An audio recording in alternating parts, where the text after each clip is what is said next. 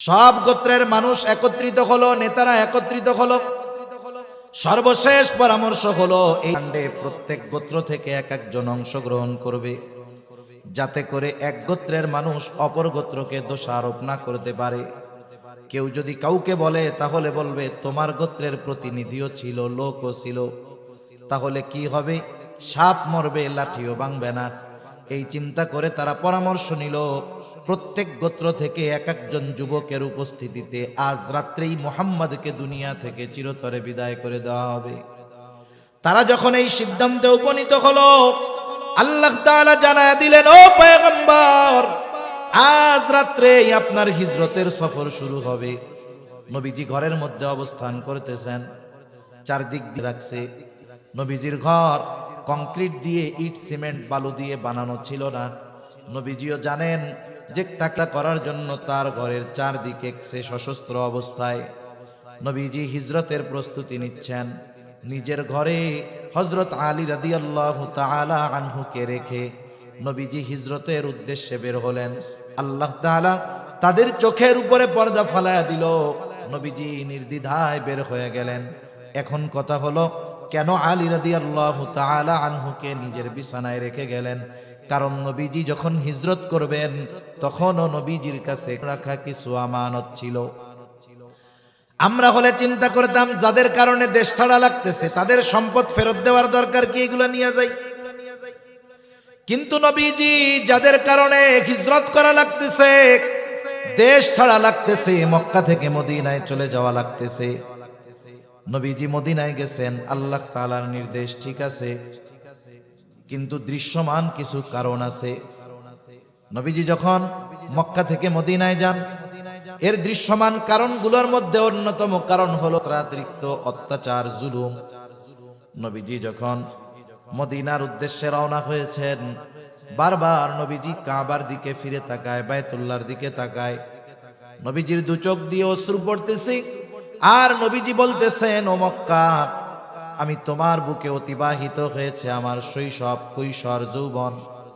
ও মক্কারে, আমি তো কখনো তোমাকে ছেড়ে যেতে চাই নাই, কারণ তোমার বুকেই আছে বায়তুল্লাহ, আল্লাহর ঘর। কিন্তু তোমার বুকে বসবাসকারী কিছু সন্তান আমাকে তোমার কাছে থাকতে দিল না। 24 ঘন্টার ভিতরে নতুন পড়া তথা সামনের পড়া যেই সময় মুখস্থ করা হয়, এটা হলো মাগরিব থেকে নিয়ে এশা পর্যন্ত। বাকি সময়টার অধিকাংশ সময় কাটে পেছনের গুলো বারবার রিভিশন দেওয়ার জন্য, যেন পেছনের গুলো না ভুলে যায়।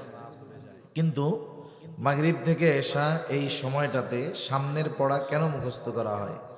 অন্য সময় তো করা যাইতো। বুজুর্গানে দিন বলেন, মাগরিব থেকে নিয়ে এশা এই সময়টাতে আল্লাহ তাআলার বিশেষ রহমত বান্দার উপরে বর্ষিত হয়। সুবহানাল্লাহ। এজন্য এই সময়টা গুরুত্বপূর্ণ একটি সময়।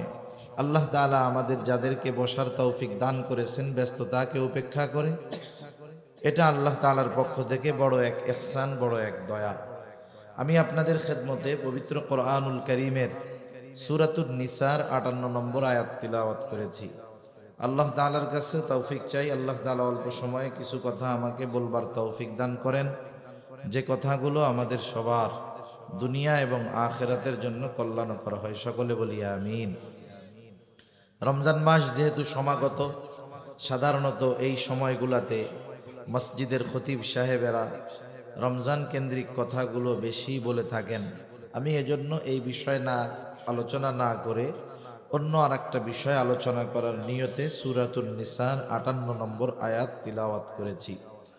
দেখুন, এ দুনিয়াতে দুটো শব্দ আমাদের খুব পরিচিত আছে, একটি হলো মুআমালাত আর একটা হলো মুআশারাত। মুআমালাত, মুআশারাত। মুআমালাত হলো লেনদেন, হক সম্পৃক্ত বিষয়, আর মুআশারাত হলো চরিত্রের সাথে সম্পৃক্ত বিষয়। মুআমালাত অনেক সময় অনেকে বলে একটা মানুষকে চেনার অন্যতম মাধ্যম হলো লেনদেন, আদান প্রদান। তাহলে একটা মানুষ মুআমালাতের মাধ্যমেই বোঝা যায় আসলে এই মানুষটার অভ্যন্তরীণ অবস্থা কি। আমাদের সমাজে অনেক মানুষ আছে, তিনি নামাজ পড়েন কিন্তু ওনার মুআমালাত, লেনদেন তথা হক সম্পৃক্ত বিষয় ঠিক নাই। এরকম আল্লাহর ওলি সমাজে আছে না নাই? কত হাজী সাহেব অন্যর জমির আইল কুপাইয়া নিজের মধ্যে ঢুকায় নিতেছে, এরকম হাজী সাহেবের অভাব দেশে নাই, ঠিক কিনা? আছে অভাব? অভাব নাই, অনেক হাজী সাহেব আছেন এরকম। একটা জিনিস চিন্তা করে দেখেন, তাহলে মুআমালাত এটা হক সম্পৃক্ত বিষয়, আর মুআশারাত চরিত্রের সাথে সম্পৃক্ত বিষয়। একটা দিন একটা ঘন্টায় অথবা একটা দিন শুধু আলোচনা করে মুআমালাত সম্পৃক্ত বিষয়গুলো পূর্ণ আলোচনা করা অসম্ভব। আমি আপনাদের খেদমতে একটা দুইটা বিষয় আলোচনা করার জন্য পবিত্র কোরআনুল কারীমের ওই আয়াতটা ও রাসূল আকরাম সাল্লাল্লাহু আলাইহি ওয়াসাল্লামের অগণিত হাদিস থেকে একটা হাদিস পাঠ করেছি। আল্লাহ তাআলা এই আয়াতের মধ্যে মুআমালাতের অন্যতম গুরুত্বপূর্ণ দুইটি বিষয়কে আল্লাহ তাআলা উল্লেখ করেছেন। ইমাম শাফিঈ রাহমাতুল্লাহি আলাইহি এই দুইটি বিষয়ের আলোকে বলেন, এই সূরাতুন নিসার ৫৮ নম্বর আয়াতে আল্লাহ তাআলা যেই দুটো বিষয়ের কথা উল্লেখ করেছেন, এই দুইটা বিষয় যদি কোনো মুমিনের মধ্যে পরিপূর্ণভাবে পাওয়া যায়, তাহলে মুআমালাত সম্পৃক্ত অন্যান্য বিষয় এমনিতেই তার মধ্যে চলে আসবে। সুবহানাল্লাহ। আল্লাহ তাআলা কি বলতেছেন? আল্লাহ তাআলা এই দুইটা বিষয়কে খুব সুন্দর ওয়াজ হিসাবে অভিহিত করেছেন। প্রথমে আল্লাহ তাআলা বলতেছেন, তিনি নির্দেশ দিচ্ছেন, এরপরে বলতেছেন কতই না সুন্দর ওয়াজ আল্লাহ তাআলা তোমাদেরকে করলেন। আল্লাহ তাআলা কি বলেন? আল্লাহ বলেন, ইন্নাল্লাহা ইয়া'মুরুকুম আন তু'আদ্দুল আমানাতি ইলা আহলিহা وَإِذَا حَكَمْتُمْ بَيْنَ النَّاسِ أَن تَحْكُمُوا بِالْعَدْلِ إِنَّ اللَّهَ نِعِمَّا يَعِظُكُم بِهِ إِنَّ اللَّهَ كَانَ سَمِيعًا بَصِيرًا। আল্লাহ তাআলা বলেন, নিশ্চয়ই আল্লাহ তোমাদেরকে আদেশ দিচ্ছেন, নির্দেশ দিচ্ছেন। নির্দেশটা হলো আন তুআদ্দুল আমানাতি ইলা আহলিহা, যে আমানত তোমরা তার হকদারের কাছে ফিরায়া দাও। দুই নম্বর আদেশ, ওয়া ইযা হাকামতুম বাইনান নাস আন তাহকুমু বিল আদল, আর তোমরা যখন মানুষের মধ্যে বিচার আচার করবা, ন্যায় বিচার করবা, তাহলে আল্লাহ রাব্বুল আলামিন এক নাম্বার আদেশ দিলেন যে আমানত তার হকদারের কাছে ফিরায়া দাও। এই আয়াতের শানে নুজুল যদি আমি আপনাদের খেদমতে বলতে চাই, লম্বা সময় চলে যাবে। এই আয়াতটা যেই কারণেই নাজিল হোক না কেন, মুফাসসিরিনে কেরাম বলেন এখানে সব ধরনের আমানত উদ্দেশ্য। তার মানে আল্লাহ তাআলার নির্দেশ হলো, কারো আমানত, কারো হক যদি আমার আপনার কাছে থাকে, সেই প্রাপ্য ব্যক্তি যদি সে ভুলেও যায়, যে হক পাবে সে যদি ভুলেও যায়, আমার আপনার প্রতি নির্দেশ হলো তুমি নিজ দায়িত্বে তার আমানতের বস্তু ফিরায়া দাও। একজন আমার কাছে পায় কিন্তু তার মনে নাই, আমার মনে আছে, সে ভুলে গেলেও এটা আমাকে নিজ দায়িত্বে ফেরত দিতে হবে। আমাদের সমাজে অনেক মানুষ আছে, একটা উদাহরণ দেই আর কি। একজন বাজারে গেছে, বাজারে যাওয়ার পরে দোকানদারের কাছে গেছে, বাজার যা নেওয়ার নিয়েছে, এখন আসার সময় বলতেছে এটা আমার বাকি খাতায় লিখে রাখো, আমার নামে খাতায় লিখে রাখো। দোকানদার তো একা, তার কাছে অনেক মানুষ, অনেক ক্রেতা আসে, সে লিখতে ভুলে গেছে, তার আর মনে নাই। 10 দিন পর এই লোক গেছে যে দেখেন তো খাতায় আমার নামে কোনো বাকি আছে নাকি। দোকানদারের তো লিখতে মনে নাই, খাতা উল্টায় পাল্টায় দেখে কোনো বাকি কোনো কিছু ওনার নামে লেখা নাই। না ভাই, কোনো কিছু বাকি লেখা নাই আপনার নামে। লেখা নাই মানে উনি পাবে না, বিষয়টা এমন নাকি? পাবে, কিন্তু উনি ভুলে গেছে, লিখতে মনে নাই, কিন্তু এর তো মনে আছে। এখন শয়তান আইসা ওয়াসওয়াসা দেয়, ওর যেহেতু মনে নাই, লেখাও নাই, তাইলে দেওয়াও লাগবে না। অথচ দায়িত্বটা হলো আমার, সে আমার কাছে পায়, সে ভুলে যাক, আমাকে নিজ দায়িত্বে তার হকটা ফিরায় দিতে হবে, এটাই হলো নিয়ম। সেই বস্তুটা যদি আমানতের বস্তু হয় তাহলে বিষয়টা আরো জটিল। কারণ আমানতদারিতা এটা হলো মুমিনের ভূষণ। আমানতদারিতা শুধুমাত্র আমল সম্পৃক্ত একটি বিষয় এমনটা নয়, বরং নবীজি জানায় দেন আমানতদারিতা হলো ঈমান সম্পৃক্ত বিষয়। একজনের ঈমান ঠিক আছে, আমলে কিছু ত্রুটি আছে, আল্লাহ তাআলা চাইলে মাফ করে দিতে পারে। কিন্তু একজনের ঈমানে যদি ত্রুটি থাকে, যেই সমস্ত বিষয় ঈমানের সাথে সম্পৃক্ত, এই রকম বিষয়গুলোর মধ্যে যদি ত্রুটি থাকে, তাহলে তার আমল নষ্ট হয়ে যাওয়ার সম্ভাবনা আছে। এজন্য রাসূল আকরাম সাল্লাল্লাহু আলাইহি ওয়াসাল্লাম বলেন, লা ঈমানা লিমান লা আমানাতা লাহ, যার মধ্যে আমানতদারিতা নাই তার ঈমান নাই। আমানতদারিতা এটা হলো মুমিনের ভূষণ, আর আমানতের খেয়ানত করা এটা হলো প্রকৃত মুনাফিকের অন্যতম আলামা। মুনাফিক কে? যে ঈমানকে প্রকাশ করে, কুফরিকে গোপন রাখে, মূল হলো, কিন্তু ওটাকে গোপন রেখে সে মানুষের সামনে ইমানদারের মতো থাকে। এটা কাফেরের চাইতেও খারাপ, প্রকাশ্যেও খারাপ। যেমন কোন মানুষ যদি অসুস্থ হয়, তার অসুস্থতার আলামত যদি প্রকাশ পায়, রোগ যত বড় হোক, আলামত প্রকাশ পেলে ওটার ট্রিটমেন্ট করা যায়। কিন্তু একটা রোগ আছে, এই রোগটা এমন সময় আলামত প্রকাশ করে যখন 80% পার হয়ে যায়। আলামত প্রকাশ পাওয়ার পরে সুস্থ হওয়াটা বড় কঠিন হয়ে যায়। এই জীবাণু যেমন ভয়ানক, এর চাইতে বেশি বিপজ্জনক ভয়ানক হলো নেফাকি। এই জন্য আল্লাহ তাআলা কোরআনুল কারীমের মধ্যে মুনাফিকের ব্যাপারে যেই শাস্তির কথা বলেছেন, ব্যাপারেও আল্লাহ তাআলা এমনটা বলেন নাই। আল্লাহ তাআলা বলেন, ইন্নাল মুনাফিকিনা ফিদ দারকিল আসফালি মিনান নার। আল্লাহ তাআলা বলেন, মুনাফিকের স্থান হবে জাহান্নামের একেবারে তলদেশে। ওয়ালান তাজিদা লাহুম নাসীরা, তার জন্য কোনো সাহায্যকারী নাই। কেন? বলে মুনাফিক হলো এরিতেও বিপজ্জনক। প্রকাশ্য শত্রুর মোকাবেলা করা সহজ, সে যত শক্তিশালী হোক না কেন, কিন্তু যে নিজেকে গোপন রাখে, লুকায় রাখে, সে বড় বিপজ্জনক, সে যতই দুর্বল হোক না কেন। এই জন্য নবীজিও মুনাফিকের আলামতগুলো আমাদের জানায় দেন। নবীজি বলেন, মুনাফিকের 1 নাম্বার আলামত, ইদা হাদ্দাসা কাযাবা। মুনাফিক যখন কথা বলে মিথ্যা কথা বলে। ইদা ওয়াদা আখলাফা, যখন ওয়াদা করে ওয়াদা খেলাফ করে। ইদা তুমিনা খানা, আমানতের খেয়ানত করে। আর একটা বর্ণনায় আর একটা বাড়ায় আসছে, ওয়া ইদা তাখাসামা ফাজারা। মুনাফিকের সাথে যখন কারো তর্ক বিতর্ক হয়, সে লিগ্যাল ওয়েতে তর্ক বিতর্ক করে না, বরং অশ্লীল মন্দ বকাঝকা করে। তাহলে 1 নাম্বার মিথ্যা কথা বলে, ওয়াদা খেলাফ করে, আমানতের খেয়ানত করে, বকাঝকা করে। আচ্ছা, আপনারা এখানে যারা আছেন, আপনাদের সমাজে, আমাদের সমাজে নামাজ পড়ে, আবার এই মুনাফিকের 4 আলামত পাওয়া যায়। এরকম নামাজি সমাজে কম বেশি আছে না নাই? বহুত আছে আলামত মুনাফিকের, ওগুলা পাওয়া যায় নামাজির মধ্যে, হাজির মধ্যে, ভালো মানুষের মধ্যে, যাকে আমরা ভালো মানুষ মনে করি।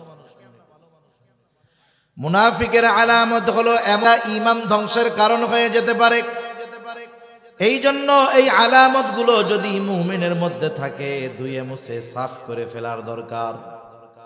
তাহলে এই মুনাফিকের আলামত গুলোর মধ্যে অন্যতম একটি আলামত হলো ইদা তুমিনা খানা, আমানতের খেয়ানত করা। আর মুমিন আমানতের হেফাজত করবে, এটাই তো মুমিনের ভূষণ। এখন বিষয় হলো, যেই বিষয়টার সম্পৃক্ততা ঈমানের সাথে, এই বিষয়গুলোর ব্যাপারে প্রত্যেকটা মুমিনের বিস্তারিত ধারণা থাকার দরকার আছে না নাই? প্রত্যেকটা মুমিনের বিস্তারিত ধারণা থাকার দরকার। এখানে একটু টিস্যু আনেন, এবারে একটু গরম পানি দেন, চিনি দিন, জাড়া পানিও গাইলেন না, চাউল গাইলেন।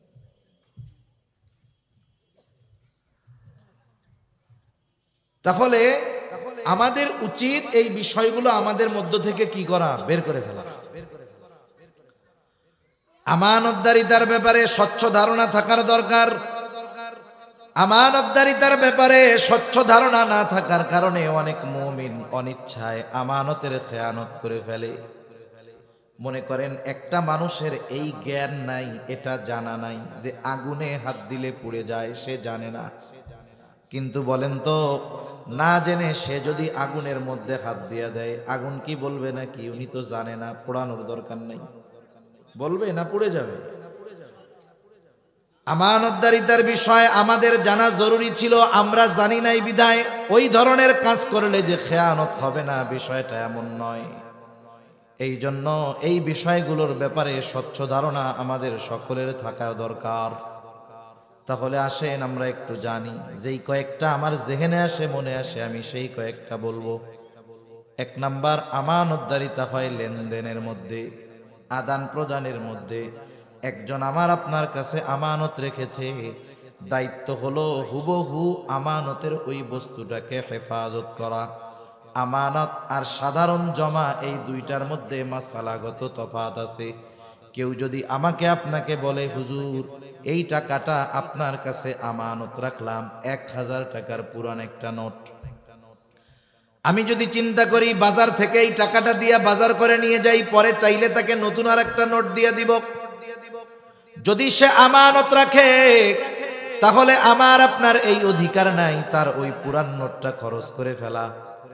বরং যেটাই আমানত রেখেছে সেটা ছেঁড়া হোক আর নতুন হোক, ওইটাই হুবহু আমাকে আপনাকে সংরক্ষণ করতে হবে। এটাই হলো আমানতদারিতা। আমি অনেক আগের মানুষের কথা বলবো না, একেবারে নিয়ারেস্ট, নিকটবর্তী অতীতের কিছু মানুষের কথা বলি। যেমন আল্লামা শাহ আহমদ শফি রহমতুল্লাহ আলাইহির পরে হাটহাজারীর মুহতামিম ছিলেন আল্লামা ইয়াহইয়া রহমতুল্লাহ আলাইহি। খুব বুজুর্গ একজন মানুষ। উনি মারা যাওয়ার পরে ওনার ব্যাগের মধ্যে ছেলেরা যখন খুঁজতেছে কি পাওয়া যায়, কি আছে, খুঁজে দেখতেছে কয়েকটা কাগজের মধ্যে, প্যাকেটের মধ্যে কিছু কিছু লোকের আমানত আছে। কোন তারিখে আমানত রাখছে, কে রাখছে, এমনও আমানত ওনার কাছে রাখা আছে, তার নাম ঠিকানা সব আছে, কিন্তু তার মোবাইল নাম্বার নাই, কারণ এত আগে রাখছে, ওই সময় মোবাইলই ছিল না। হুবহু যেইটা রাখছে ওই রকম টাকা পয়সা ওই প্যাকেট করে রাখছে, কিছু কিছু টাকার মধ্যে ফাঙ্গাস পড়ে গেছে এতকাল থাকার কারণে। সেজন্য আমানতের বিষয়টা একটু ব্যতিক্রম। কারো আমানত যদি আমার আপনার কাছে থাকে, সেটা আমানতের বস্তু হোক আর সাধারণ হকের বস্তু হোক, আমার আপনার উচিত এই বিষয়গুলো যথাযথভাবে মালিককে ফিরায় দেওয়া, ঠিক কিনা বলেন? সেজন্য সাধারণত লেনদেনের ক্ষেত্রে এই বিষয়টা আমাদের কম বেশি জানা আছে, এজন্য এটা আর লম্বা করব না। 2 নাম্বার, আমানতদারিতা হয় কথার মধ্যে, কথাও কিন্তু আমানত হয়। রাসূল আকরাম সাল্লাল্লাহু আলাইহি ওয়াসাল্লাম বলেন, ইযা হাদ্দাসার রাজুলু সুম্মা ইলতাফাতা ফাহিয়া আমানাতুন। নবী বলেন, যখন কেউ কথা বলে আর এদিকে সেদিকে তাকায়, ফাহিয়া আমানাতুন, ওই কথাটাও আমানত হয়ে যায়। কেউ আমার আপনার কাছে এসে কথা বলতেছে, কথা বলার সময় এদিকে তাকায় ওইদিকে তাকায়, কেন তাকায়?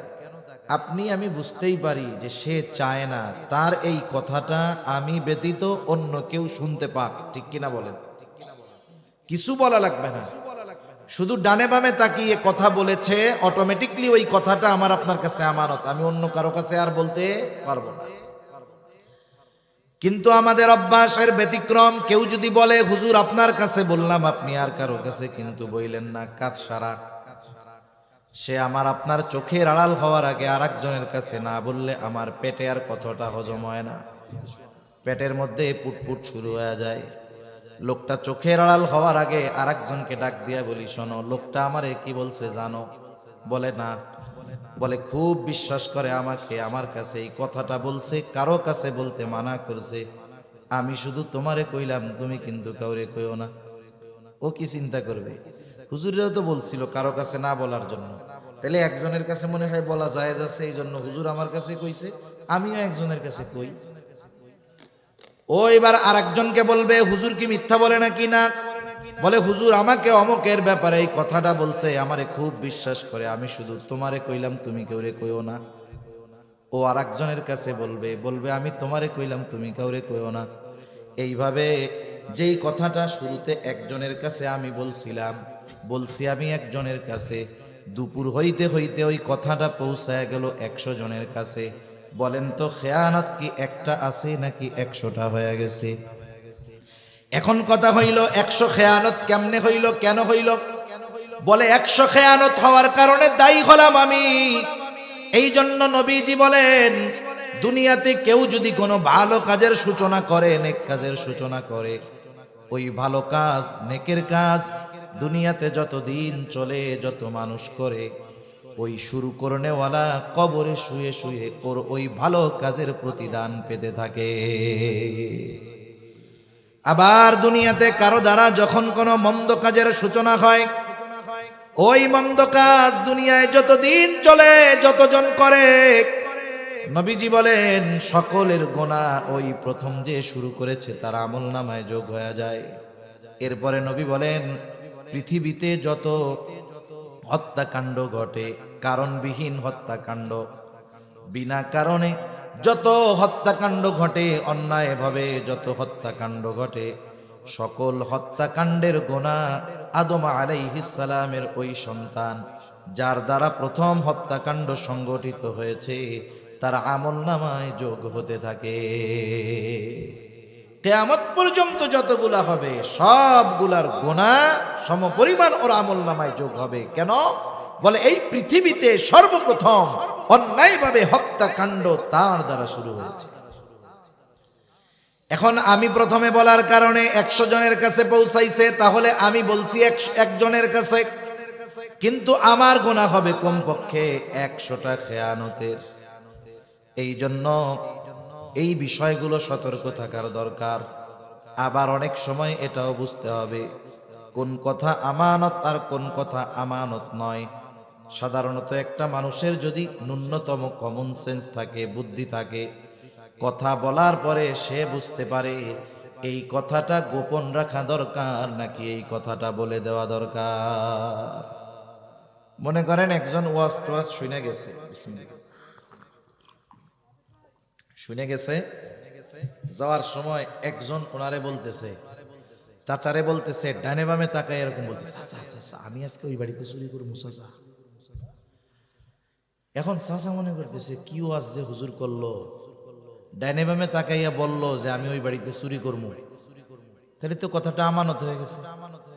এখন যদি আমি বাড়িওয়ালারে বইলা দেই হবে খেয়ানত, আর যদি না বলি বাড়িওয়ালার বাড়ি চুরি হয়ে যাবে, বিপদ আছে না নাই?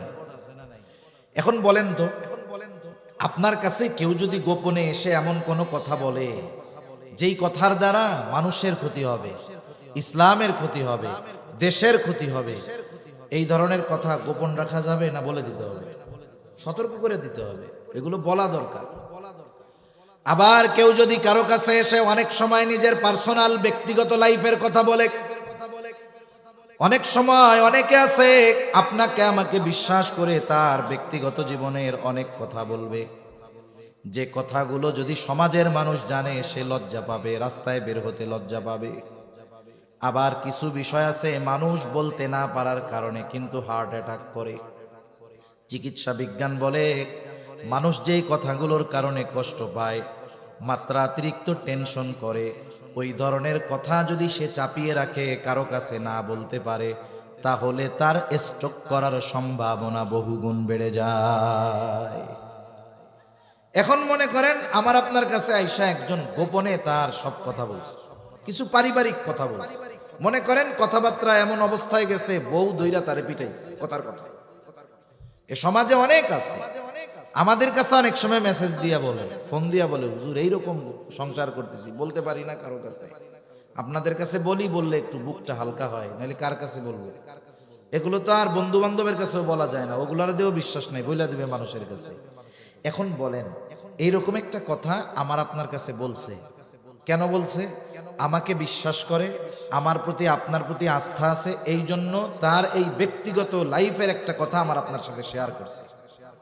বলেন তো এই কথাটা যদি সমাজের মানুষ জানে, লজ্জা পাবে কি পাবে না? এখন আমার সাথে এখন তার সম্পর্ক ভালো, আমি এই কথাটা গোপন রাখলাম। আমাদের দেশে তো একটা মানুষের সাথে সম্পর্ক সব সময় সবার ভালো থাকে না, সম্পর্কেরও জোয়ার ভাটা হয়। এক সময় সে আমার দলের মানুষ ছিল, এই জন্য আমি তার গোপন কথাটা কারো কাছে বলি নাই, কিন্তু একটা সময় সে আমার বিরোধী দলের হয়ে গেছে। এখন এক সময় ছিল বন্ধু, এখন সে আমার দুশমন। এখন আমি তার ওই গোপন কথাটাকে অস্ত্র বানাই, বলি বেশি তিরিং বিরিং করবা না, কথা যদি বলো সব তোমার ব্যাপারে জানি, মানুষের কাছে কিন্তু কইয়া দিব, হাটে হাড়ি ভাঙা দিব, তখন কিন্তু লজ্জায় মুখ দেখাইতে পারবা না। বলেন তো আমানত কি শুধু বন্ধুর কথাকে রাখতে হবে, অথবা আমানতের হেফাজত কি শুধু মোমেনদেরটাই করতে হবে? এমনটা নয়, বরং কোন আপনার আমার কাছে কোনো বস্তু কোনো কথা আমানত রাখে তারটাকেও হেফাজত করতে হবে। রাসূল আকরাম সাল্লাল্লাহু আলাইহি ওয়াসাল্লাম কেমন আমানতদার ছিলেন, আমরা কেমন আমানতদার নবীর উম্মত। নবীজির আমানতদারিতার ব্যাপারে আলাদাভাবে বলতে গেলে লম্বা সময় চলে যাবে। দুই একটা কথা বলি। এই উপমহাদেশে আমলে একজন ঐতিহাসিক এসেছেন, তিনি এখানে এসে দেখলেন মুসলমানদের সাথে মিশলেন, মুসলমানদের আচার আচরণ আখলাকে তিনি মুগ্ধ হয়ে গেলেন। তিনি জানতে আগ্রহী হলেন মুসলমানেরা এই ধরনের আখলাক কিভাবে অর্জন করলো। তিনি আলোচনা তাদের সাথে চলাফেরার মাধ্যমে জানতে পারলেন মুসলমানেরা এই আখলাক অর্জন করেছে মুহাম্মাদুর রাসূলুল্লাহ সাল্লাল্লাহু আলাইহি ওয়াসাল্লামের থেকে। এখন উনি নবীজির ব্যাপারে একটু পড়াশোনা শুরু করছে জানার জন্য। উনি নবীজির ব্যাপারে ব্যাপক জানা শোনার পরে উনি একটা নবীজির জীবনী লিখছে, সিরাত লিখছে। এই সিরাতে উনি নবীজির আখলাক গুলোকে, চরিত্রগুলোকে আলাদা আলাদাভাবে সুন্দরভাবে উল্লেখ করছে। একজন অমুসলিম সে তার ভাষায় নবীজির ব্যাপারে বলতেছে যে মুহাম্মদ এমন আমানতদার বিশ্বস্ত মানুষ ছিল, সে মুসলমানদের প্রফেট, মুসলমানদের নবী। তাকে নবুয়ত দেওয়ার আগেই থেকেই আল আমিন আস-সাদিক, সত্যবাদী, আমানতদার এই উপাধি তারা সে লাভ করেছিল। সুবহানাল্লাহ। সে এতটা পরিমাণ আমানতদার ছিল যে তার ঘোর শত্রু নির্দ্বিধায় তার কাছে আমানত রাখত। মানে তার শত্রু তার কাছে আমানত রাখতে কোনো কুণ্ঠাবোধ করতো না, সংকোচবোধ করতো না। তারা জানতো যে আমরা মুহাম্মাদের যতই বিরোধিতা করি না কেন, মুহাম্মদ এই বিরোধিতার কারণে, শত্রুতার কারণে কখনো আমাদের আমানতের খেয়ানত করবে না। সুবহানাল্লাহ। যার বিরুদ্ধে, যাকে হত্যার ষড়যন্ত্র করতেছে, তার কাছে আমানতের বস্তু নির্দ্বিধায় রাখতেছে। কেমন আমানতদার নবী ছিলেন। রাসূল আকরাম সাল্লাল্লাহু আলাইহি ওয়াসাল্লামের উপরে যখন জুলুম নির্যাতনের মাত্রা বেড়ে গেল, আল্লাহ তাআলা হিজরতের ব্যাপারে খবর জানায় দিলেন, অচিরেই আপনার হিজরত হবে। তবে কোন দিন হবে, কোন সময় হবে, আল্লাহ তাআলা দিনক্ষণ নির্দিষ্ট করে জানান নাই, প্রস্তুত থাকতে বলেছেন। চিন্তা করতেছে এখন তো আর আবু তালেব বেঁচে নাই, এখন যদি মুহাম্মদকে আমরা দুনিয়া থেকে বিদায় করে দেই, কেউ আমাদেরকে বাধা দিতে আসবে না। সব গোত্রের মানুষ একত্রিত হলো, নেতারা একত্রিত হলো। সর্বশেষ পরামর্শ হলো এই কাণ্ডে প্রত্যেক গোত্র থেকে এক একজন অংশগ্রহণ করবে, যাতে করে এক গোত্রের মানুষ অপর গোত্রকে দোষারোপ না করতে পারে। কেউ যদি কাউকে বলে তাহলে বলবে তোমার গোত্রের প্রতিনিধিও ছিল, লোকও ছিল, তাহলে কি হবে? সাপ মরবে, লাঠিও ভাঙবে না। এই চিন্তা করে তারা পরামর্শ নিল প্রত্যেক গোত্র থেকে এক একজন যুবকের উপস্থিতিতে আজ রাত্রেই মুহাম্মদকে দুনিয়া থেকে চিরতরে বিদায় করে দেওয়া হবে। তারা যখন এই সিদ্ধান্তে উপনীত হলো, আল্লাহ তাআলা জানায় দিলেন, ও পয়গম্বর, আজ রাত্রেই আপনার হিজরতের সফর শুরু হবে। নবীজি ঘরের মধ্যে অবস্থান করতেছেন, চারদিক দিয়ে রাখছে। নবীজির ঘর কংক্রিট দিয়ে, ইট সিমেন্ট বালু দিয়ে বানানো ছিল না। নবীজিও জানেন যে তাকে করার জন্য তার ঘরের চারদিকে সে সশস্ত্র অবস্থায়। নবীজি হিজরতের প্রস্তুতি নিচ্ছেন। নিজের ঘরে হযরত আলী রাদিয়াল্লাহু তাআলা আনহুকে রেখে নবীজি হিজরতের উদ্দেশ্যে বের হলেন। আল্লাহ তাআলা তাদের চোখের উপরে পর্দা ফালায়া দিল। নবীজি নির্দ্বিধায় বের হয়ে গেলেন। এখন কথা হলো, কেন আলী রাদিয়াল্লাহু তাআলা আনহুকে নিজের বিছানায় রেখে গেলেন? কারণ নবীজি যখন হিজরত করবেন তখনও নবীজির কাছে রাখা কিছু আমানত ছিল। আমরা হলে চিন্তা করতাম যাদের কারণে দেশ ছাড়া লাগতেছে তাদের সম্পদ ফেরত দেওয়ার দরকার কি, এগুলো নিয়ে যাই। কিন্তু নবীজি যাদের কারণে হিজরত করা লাগতেছে, দেশ ছাড়া লাগতেছে, মক্কা থেকে মদিনায় চলে যাওয়া লাগতেছে, নবীজি মদিনায় গেছেন আল্লাহ তাআলার নির্দেশ, ঠিক আছে, কিন্তু দৃশ্যমান কিছু কারণ আছে। নবীজি যখন মক্কা থেকে মদিনায় যান, এর দৃশ্যমান কারণগুলোর মধ্যে অন্যতম কারণ হলো অতিরিক্ত অত্যাচার, জুলুম। নবীজি যখন মদিনার উদ্দেশ্যে রওনা হয়েছেন, বারবার নবীজি কাবার দিকে ফিরে তাকায়, বায়তুল্লাহর দিকে তাকায়। নবীজির দু চোখ দিয়ে অশ্রু পড়তেছে, আর নবীজি বলতেছেন, ও মক্কা, আমি তোমার বুকে অতিবাহিত হয়েছে আমার শৈশব, কৈশোর, যৌবন। ও মক্কারে, আমি তো কখনো তোমাকে ছেড়ে যেতে চাই নাই, কারণ তোমার বুকেই আছে বায়তুল্লাহ, আল্লাহর ঘর। কিন্তু তোমার বুকে বসবাসকারী কিছু সন্তান আমাকে তোমার কাছে থাকতে দিল না। তাহলে কত কষ্ট, কত ব্যথা, এটা নিয়ে নবীজি মদিনার উদ্দেশ্যে হিজরত করেছেন। যাদের কারণে এই মদিনায় হিজরত করতে হচ্ছে, এই মুহাব্বতের কাবা মক্কা ছেড়ে যেতে হচ্ছে, তাদের আমানত, তাদের সম্পদ নবীজির কাছে আছে। আর নবীজি ওই সম্পদ যথাযথভাবে তাদের কাছে ফিরিয়ে দেওয়ার ব্যবস্থা করে এরপরে সফর শুরু করেছেন। সুবহান। এটা একজন মানুষ, আমরা বলতেছি আমাদের দ্বারা বলা সহজ, আমরা শুনতেছি আমাদের দ্বারা শোনাও সহজ, কিন্তু ওই পর্যায়ের আমানতদারিতা অর্জন করা, এটা আমাদের জন্য বাস্তবেই অনেক কঠিন। এমন আমানতদার নবীর উম্মত আমরা, এই জন্য আমাদেরকেও আমানতদার হওয়ার দরকার। তাহলে এক নাম্বার জানলাম, লেনদেনের মধ্যে আমাদের আমানতদারিতা অর্জন করতে হবে। দুই নাম্বার, কথার ক্ষেত্রেও আমানতদারিতার প্রমাণ দিতে হবে। তিন নাম্বার, দায়িত্ব আমানত, ছোট বড় সকল দায়িত্ব আমানত। এখন তো এমন এক জামানা চলতেছে, যেই জামানায় দায়িত্ব নেওয়ার জন্য প্রতিযোগিতা করা হয়, আবার অনেক সময় দায়িত্ব কেনার জন্য বিপুল অঙ্কের টাকা ব্যয় করা হয়। অনেক টাকা ব্যয় করে মানুষ দায়িত্ব নিতে চায়। আমি কাউকে ইন্ডিকেট করে উদ্দেশ্য করে বলতেছি না, যা দেখি তাই বলি। মনে করেন অনেক জায়গায় শুনি এরকম যে নমিনেশন, চেয়ারম্যানই নমিনেশন নিতে 5 কোটি টাকা লাগছে। কত ব্যয় হয়েছে? 5 কোটি টাকা। উনি চেয়ারম্যান হবেন কেন? উনি চেয়ারম্যান হবেন যখন নমিনেশন পাইছেন, পোস্টার যখন বানান, মার্কা লেখার পরে লেখা থাকে না, অমক তারিখে অমক ভাইকে এই মার্কায় ভোট দিয়া জনগণের সেবা করার সুযোগ করে দেন। তাহলে উনি বলতে চাচ্ছে কি, এই চেয়ারম্যানের দায়িত্ব উনি নিতে চান জনগণের কি করার জন্য? কথা বলে না, কি করার জন্য? আচ্ছা, যেই লোকটা 5 কোটি টাকা খরচ করে নমিনেশন কিনতে পারে, ওর কি জনগণের সেবা করার জন্য চেয়ারম্যান হওয়া লাগে না? বুঝেন নাই? তার কি চেয়ারম্যান হওয়া লাগবে? তারে তো আল্লাহ অনেক টাকা দিচ্ছে, তাইলে সেবা করে না কেন? বুঝবেন, সে দায়িত্ব কিনেছে। সে দায়িত্ব কি করেছে? দায়িত্ব কিনেছে। অথচ এমন এক জামানা ছিল, মানুষ দায়িত্ব নিত না, বরং দায়িত্বের কথা শুনলে পালায়া যাইত। সম্ভবত হযরত আবু যর গিফারি রাদিয়াল্লাহু তাআলা আনহুর ব্যাপারে আছে।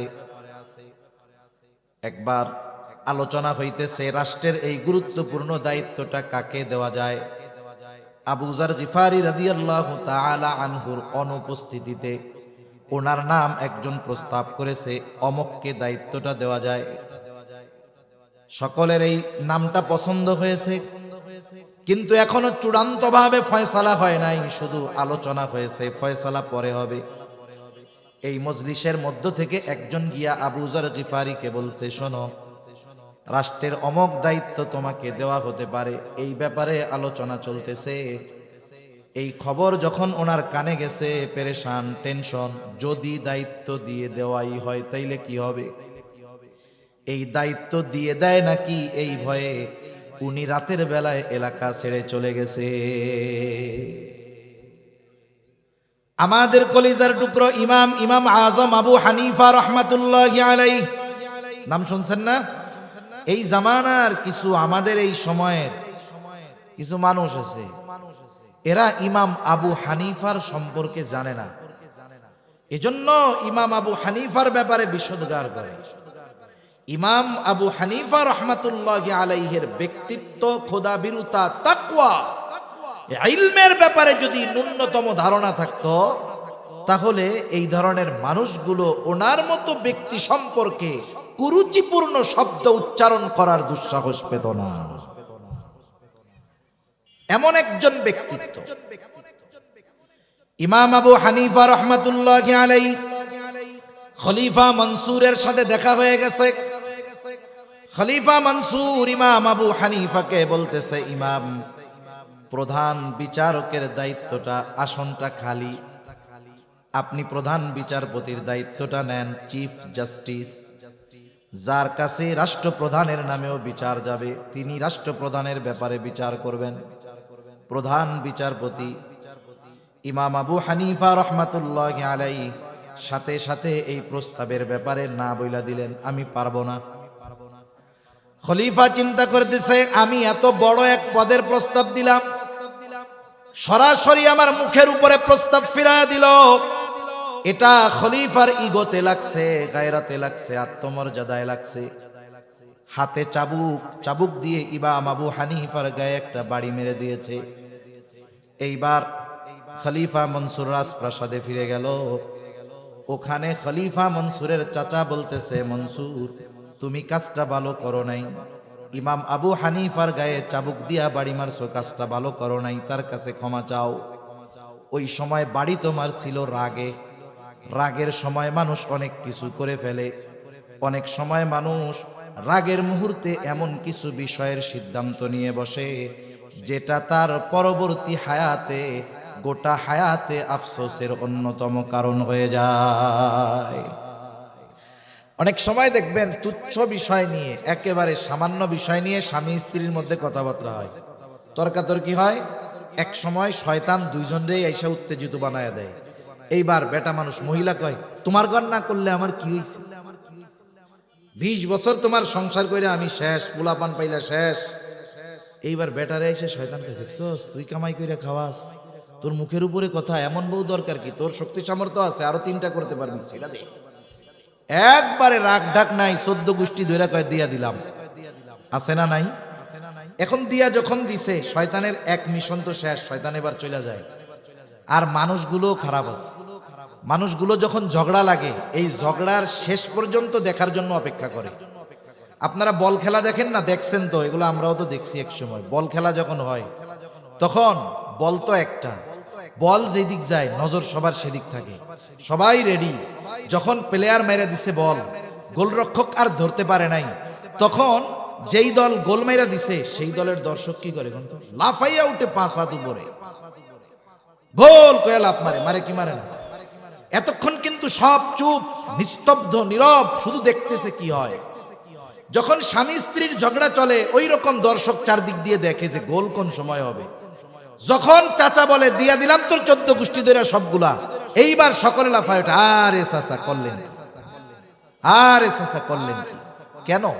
এর আগে মহিলারা মহিলাটাকে দূরে নিয়ে যাইতে পারলো না, পুরুষরা মিলে পুরুষটাকে দূরে নিয়ে যাইতে পারলো না, মাথার মধ্যে পানি ঢেলে দিতে পারলো না। তখন দেখা যাইতো দুজন যখন দুজনের সামনে না থাকতো, রাগটা কমতো, হয়তো এই ধরনের কঠিন সিদ্ধান্তে তারা যেত না। এখন যখন তালাক দেওয়া হয়ে গেছে, শয়তান চলে গেছে, এবার আইসা মোহাব্বত ঢুকায়া দেয়। হুজুরের কাছে গিয়া বলে, হুজুর কাজ সারা কি করছো? কয় 14 গোষ্ঠী ধইরা দিয়া দিছি। কেন দিছো? বলে হুজুর রাগ হইয়া দিছি। কেউ খুশিতে এই কাজ করে না, রাগ হয়েই করে।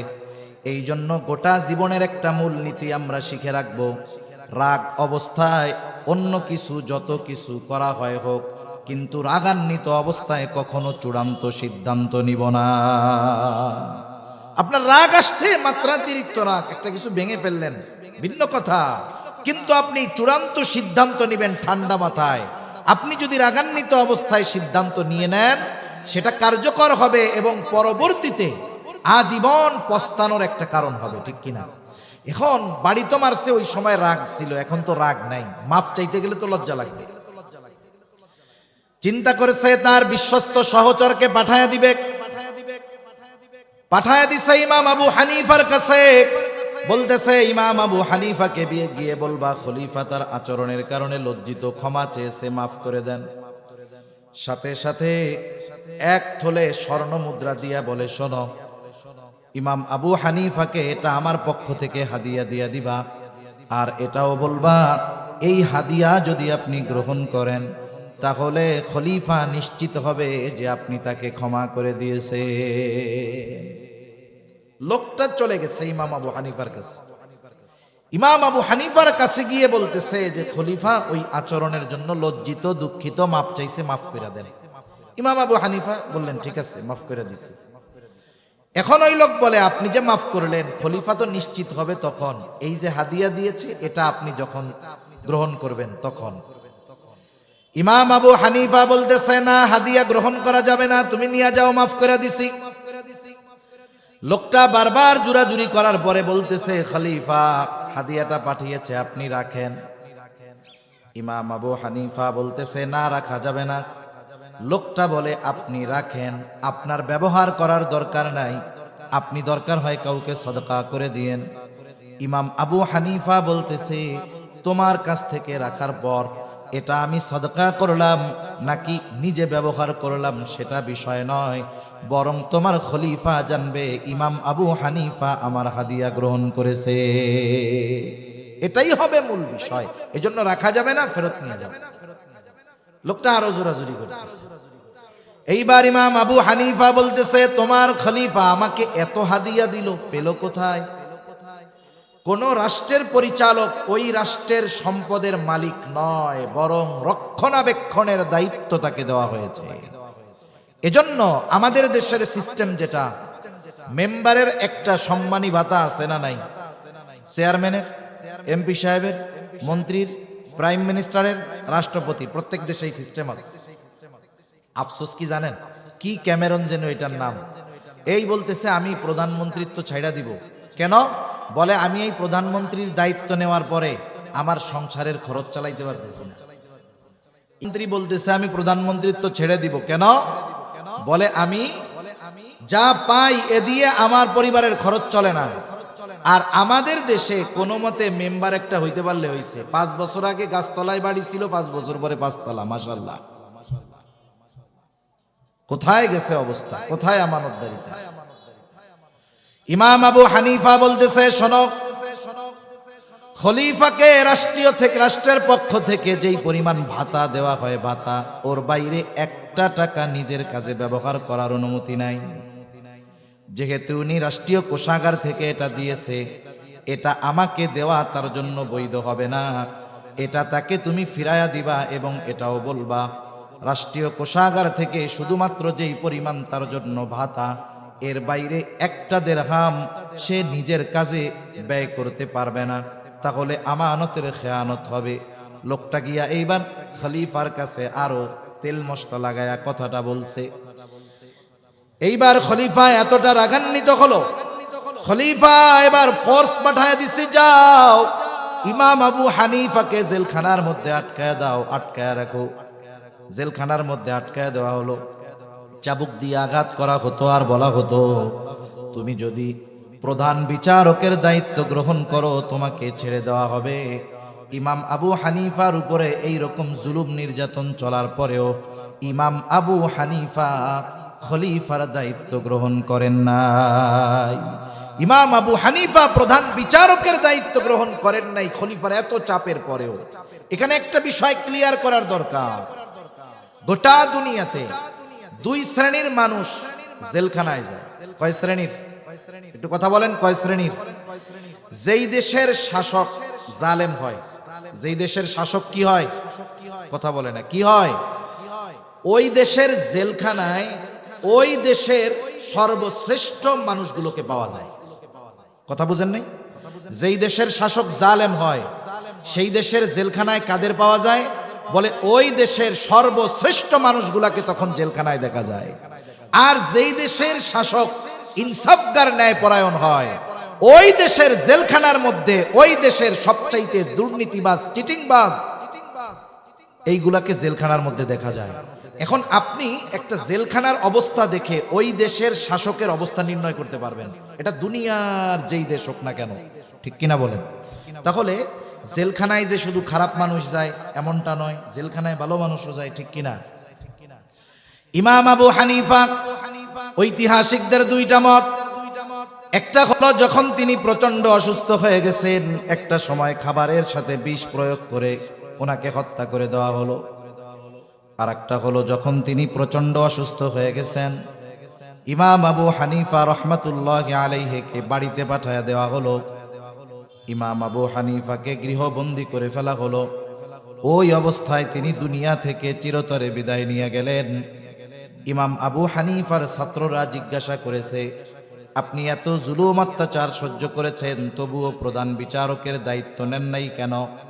তিনি বললেন, শোনো, যেই দায়িত্ব আমি নেই নাই ওই দায়িত্বের ব্যাপারে আল্লাহ তাআলা আমাকে জিজ্ঞাসা করবে না, কিন্তু আমি যদি দায়িত্ব নিতাম আর এই দায়িত্ব পালনে যদি কোনো খেয়ানত হইতো, যেহেতু আমি প্রধান বিচারক, আমার অজ্ঞাত সারেও যদি কেউ কোনো দায়িত্বের খেয়ানত করত, কিয়ামতের দিন আমাকে খেয়ানতের বোঝা নিয়ে আল্লাহর সামনে হাজির হওয়া লাগতো।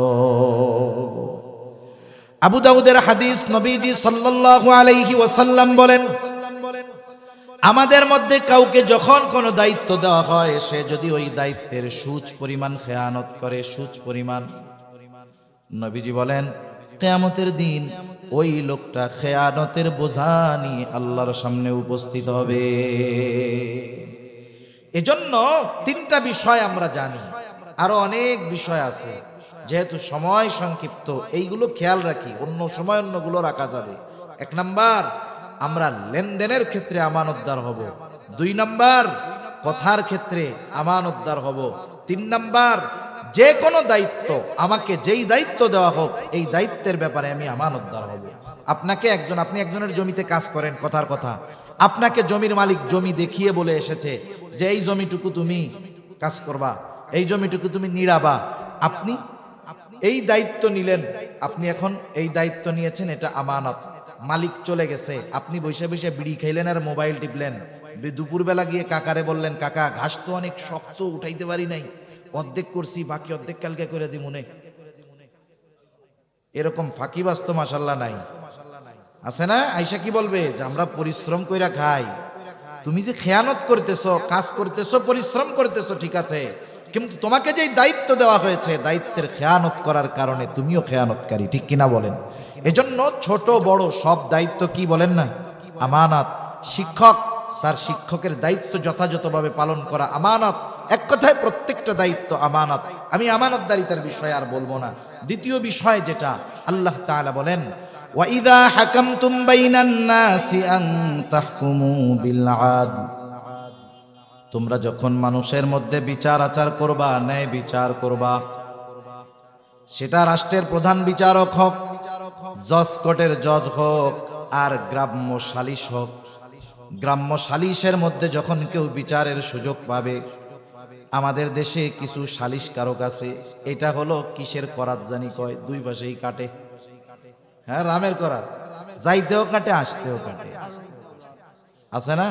মনে করেন সালিশ হবে, বাদী বিবাদী, বাদীর কাছে যায় বলে যে শোনো, অভিযুক্ত দিছো, আমরা কিন্তু ওরে 5 লাখ জরিমানা করে দিব, 2 লাখ আমাকে দিতে হইব। ও চিন্তা করে 3 লাখ পাইলে তো হইছে। আবার এবার বিবাদীর কাছে যায়, শোন তোর জরিমানা তো 10 লাখ করার সিদ্ধান্ত হয়েছে, আমাকে 2 লাখ দিস, 5 লাখ করে দিব না। এই জায়গাও খাইলো, এই জায়গাও খাইলো। এরকম ন্যায় বিচারক তো আলহামদুলিল্লাহ নাই। সেজন্য একজন যদি 2 জন মুমিনের মধ্যেও ফয়সালাকারী হিসাবে তাকে নির্ধারিত করা হয়, এমনি 2 জনের মধ্যে দ্বন্দ্ব বাঁধছে, দুইজন আমাকে ডাক দিয়ে বলতেছে, ভাই আমাদের এই সমস্যাটা, এই বিবাদটা আপনি একটু মীমাংসা করে দেন। আমি যদি দেখি যে এখানে একজন আমার আপনজন, আমি যদি তার পক্ষে যাই, বলেন তো ইনসাফ হবে? আল্লাহ রাব্বুল আলামিন বলেন, ওয়ালা ইয়াজরিমান্নাকুম শানাআনু কওমিন আলা আল্লা তা'দিলু ই'দিলু হুয়া আকরাবু লিত্তাকওয়া। আল্লাহ রাব্বুল আলামিন বলেন, কোন কওমের প্রতি বিদ্বেষের কারণে, শত্রুতার কারণে তাদের ব্যাপারে কোনো সময় অবিচার করা যাবে না। তার মানে আমার শত্রুও যদি আমার কাছে ন্যায় বিচারের আশায় আসে, আমাকে শত্রু এই কারণে তার উপরে অবিচার করা যাবে না, বরং ওই জায়গাটাতেও আমাকে ন্যায় বিচার করতে হবে। আমি দুইটা ঘটনা বলে শেষ করে দিব। নামাজ মানে 8টায় না? 8টায় নামাজ। প্রথমত দেখেন, খলিফাতুল মুসলিমিন হযরত ওমর রাদিয়াল্লাহু তাআলা আনহু বাজারে গেছে। বাজারে গিয়ে একজন ঘোড়া কিনছে। গেছে কে? বলে খলিফাতুল মুসলিমিন ওমর রাদিয়াল্লাহু তাআলা আনহু। কে তিনি? বলে ওনার সময় তিনি প্রায় পৃথিবীর 3 ভাগের 1 ভাগ, এই 3 ভাগের 1 ভাগের শাসক হযরত ওমর রাদিয়াল্লাহু তাআলা আনহু গেছে বাজারে ঘোড়া কিনতে। কিনেছে কার কাছ থেকে? কিনছে একজন। ঘোড়াটা দেখে শুনে কিনে বাজারের বাইরে এসে উঠতে গেছে, এখন দেখে ঘোড়ার পায়ে সমস্যা। আবার তিনি বাহির থেকে ফিরে আসতেন বাজারের মধ্যে, বলতেছে, তোমার ঘোড়ায় সমস্যা, তোমার ঘোড়া তুমি ফেরত নাও। আমার ঘোড়া ভালো, আপনি বড় ঘোড়া কিনছেন। আর খলিফাতুল মুসলিমিন বলে না, তোমার ঘোড়া ভালো না। দুইজনের মধ্যে তর্ক বিতর্ক লাগা গেছে। এইবার হযরত ওমর রাদিয়াল্লাহু তাআলা আনহু বলতেছেন, শোনো, তোমার আর আমার মধ্যে এই বিবাদ নিরসনের জন্য তৃতীয় আরেকজনকে তুমি বিচারক হিসাবে মানো। একজন ওই সময়ে মুসলিমদের মধ্যে কেমন ন্যায় পরায়ণতা ছিল, সে আগে তার পক্ষে বা বিচারের জন্য, সালিশ করার জন্য বিচারক হিসাবে নিযুক্ত করে নাই। সে একজন মুসলমান, তার নাম হলো শুরাইহ। বলতেছে, খলিফা, আমার আর আপনার মাঝে এই বিবাদ নিরসনের জন্য শুরাইহ যেই ফয়সালা দিবে আমি মেনে নিব। খলিফাতুল মুসলিমিন বললেন, হ্যাঁ ঠিক আছে, আমরা যদি আমাদের দেশের বড় কোনো নেতার ব্যাপারে এই রকম সালিশ দেওয়ার সুযোগ পাই, সালিশ করার, তাইলে আমার নেতা উনি আসলে কি হকদার নাকি না হক, নাকি উনি জালেম, ওইটা দেখবো না। যে ওনার বিরুদ্ধে বিচার চাইবে তার ঠ্যাং ভাঙা দিয়া বলবো, স্যার আপনিই ঠিক। ঠিক কিনা বলেন? শুরাইহ কি করছে? শুরাইহ এইবার দুইজনের কথাই সুন্দরভাবে শুনছে। বিচারকের জন্য এটা একটা শিক্ষা, নবীজির এক হাদিসের মধ্যে আসছে, সে বাদী বিবাদী উভয়ের কথা সম গুরুত্ব সহকারে শুনবে, এরপরে ন্যায় পরায়ণতার ভিত্তিতে সে ফয়সালা দিবে। এখন উনি দুইজনের কথাই শুনছে, শোনার পরে বলতেছে, খলিফাতুল মুসলিমিন আপনি কি চান? বলে, আমি তো ঘোড়াটা ফেরত দিতে চাই। বলতেছে, আপনি ঘোড়া ফেরত দিবেন এবং ফেরত নিতে বাধ্য। তবে আপনি যখন ঘোড়া কিনেছিলেন ঘোড়ার অবস্থা কেমন ছিল? বলে, যখন দেখছি তখন তো ভালো ছিল, কিনছি যখন ভালো ছিল, যখন বাজার থেকে বাহিরে নিয়ে গেলাম দেখলাম এই সমস্যা। বলে, খলিফাতুল মুসলিমিন তা ফেরত নিতে বাধ্য, তবে আপনি যেমন ঘোড়া কিনেছেন তেমনটা তাকে ফেরত দিতে হবে।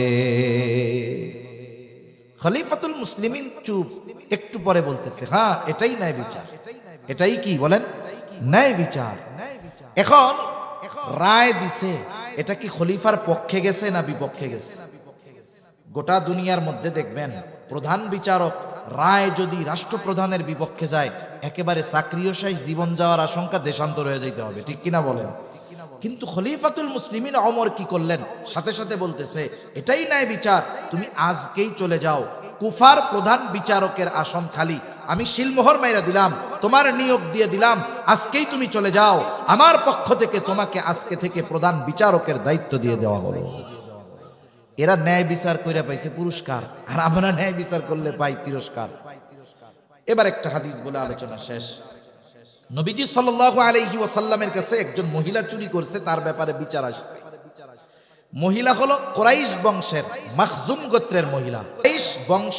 কুরাইশ বংশের 3টা গোত্র ছিল সবচাইতে প্রসিদ্ধ। একটা হলো হাশেমি, যেই গোত্র হলো পৃথিবীর সর্বশ্রেষ্ঠ গোত্র। আমার আপনার নবী এই গোত্রে জন্মগ্রহণ করেছেন, কুরাইশ বংশের হাশেমি গোত্র। আরেকটা হলো উমাইয়া, আরেকটা হলো মখজুম। এই মখজুম গোত্রের মহিলা একজন চুরি করছে, কুরাইশ বংশের মহিলা, গোত্র ভিন্ন কিন্তু বংশ তো কুরাইশ, চুরি করছে। এখন সাহাবা একরাম চিন্তা করতেছে, নবীজি ভিতরে চিন্তা করতেছে, নবীর বংশের মহিলা চুরির কারণে যদি হাত কাটা যায়, তাইলে দেখ নবীর বংশের এই যে মহিলারা চুরি করে বেড়ায়। আমাদের সমাজে অনেক সময় আসে না, মোল্লা হোক মুন্সি হোক আর যে হয় তা হোক, এক বংশের একজন মানুষ চুরি করছে, আমাদের অভ্যাস কি, এখন ওইটা মনে করেন মুন্সি গোষ্ঠীর বা মোল্লা গোষ্ঠীর একটা ছেলে চুরি করছে, আমরা ওই চোরের এই চুরিটার ব্যাপারে সকলকে অপবাদ দেই। মানুষকে কি বলি, ও তোমরা তো চোরের বংশের মানুষ। এখন চুরি তো করছে সে, আপনি যখন গোটা বংশ ধরে উল্লেখ করলেন চোর, অপবাদ দিলেন, ইসলাম থাকলে 80টা বেতের বাড়ি দেওয়া হইতো। ইসলাম থাকলে কয়টা দেওয়া হইতো বেতের বাড়ি? এই যে অপবাদ দিলেন, এতে আপনার কবিরা গুনাহ হয়েছে। এজন্য যে অপরাধ করেছে সে যে বংশের হোক, তার ব্যক্তিগত অপরাধের কারণে গোটা বংশের ব্যাপারে এই অভিযোগ আপত্তি তোলার সুযোগ ইসলাম দেয় নাই। এদের ওই অভ্যাস ছিল, এজন্য চিন্তা করতেছে যে এই মহিলার শাস্তিটা একটু কমায় দেওয়া যায় কিনা। এখন নবীজির কাছে কে বলবে? বলে নবীজির কাছে কাকে বলানো যায়? কাকে দিয়া? বলে ওসামারে দিয়া বলাও। যায়েদ রাদিয়াল্লাহু তাআলা আনহুর ছেলে ওসামা, একে দিয়া বলাও। ছোট মানুষ যায় বলছে যে নানা, যেই মহিলা চুরি করছে কুরাইশ বংশের মহিলা, নবীজির বুঝতে বাকি নাই যে এ কথা নবীজি বুঝতে পারছেন যে ও একা বলে নাই, ওকে কেউ শিখায়া দিছে। নবীজি বের হয়ে আসছে, এসে বলতেছে তোমরা কি এমন বিষয়ের ব্যাপারে সুপারিশ করতেছ যেই বিষয়ের ব্যাপারে শাস্তি কার্যকর করার আদেশ আল্লাহ তাআলা দিয়েছেন? এরপরে নবীজি বললেন, শোনো, তোমাদের পূর্বে বহুত কওমকে আল্লাহ তাআলা ধ্বংস করে দিয়েছে এই কারণে যে তাদের মধ্যে যখন শরীফ বংশের উচ্চ বংশের কোনো মানুষ চুরির অপরাধে আটক হইত, ওই যে উচ্চ বংশের মানুষ শাস্তি না দিয়া তাকে ছেড়ে দেওয়া হতো। আবার যখন কোনো দরিদ্র মানুষ, দুর্বল মানুষ একই অপরাধে আটক হতো, তার উপরে শাস্তি কার্যকর করা হতো। নবীজি বলেন, ওই আল্লাহর শপথ যার হাতে আমার প্রাণ, এই মহিলার জায়গায় যদি মুহাম্মাদের কন্যা ফাতেমাও হইতো, আমি অবশ্যই তার হাতটাকে কেটে দিতাম। তাহলে গুরুত্বপূর্ণ দুইটা বিষয়ের কথা আল্লাহ তাআলা বলেছেন। এক নাম্বার, আমাদেরকে আমানতদার হতে হবে। 2 নাম্বার, ন্যায়পরায়ণ, ন্যায় বিচারক হতে হবে। এই ন্যায় বিচার ঘরের মধ্যে হোক, সমাজে হোক, একেবারে জজ কোর্টের জজ হোক, একেবারে সুপ্রিম কোর্টের জজ হোক, যেই জায়গায় আমি আপনি বিচার করার সুযোগ পাবো, প্রত্যেক জায়গায় পক্ষপাতিত্ব না করে ন্যায় বিচার করতে হবে। এই দুইটা আদেশ দেওয়ার পরে আল্লাহ তাআলা বলেন, ইন্নাল্লাহা নি'ম্মা ইয়াইদুকুম বিহি, আল্লাহ তাআলা তোমাদের কতই না সুন্দর ওয়াজ করলেন।